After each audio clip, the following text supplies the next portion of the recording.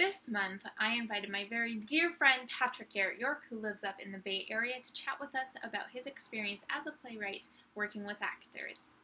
What would your 3 top tips for actors working with playwrights on new works be? Don't try and please the playwright. Be an actor, bring confidence to the role, and do your job. What's the most exciting thing for you about seeing your work on stage, the end product? The most exciting thing about seeing my work on stage is moments of punctum, what Roland Barthes called punctum, which is unforeseen and unplanned for moments out of which the truth of a play arises. These are some things that you can't rehearse.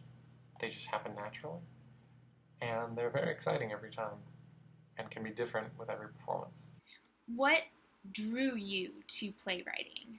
I was interested in playwriting when I was an undergrad because we had a lot of actors who didn't have a play. And we had so many different types of people with such different levels of experience that I wanted to write something that they could all be in simultaneously. So I did, and we put it on, and it was great. Where do you get inspired and find different ideas for your characters, for your storylines? I really like ideas. I really like talking about ideas, and I have a lot of intellectual friends who are a lot smarter than me, and I think our conversations would make great repartee.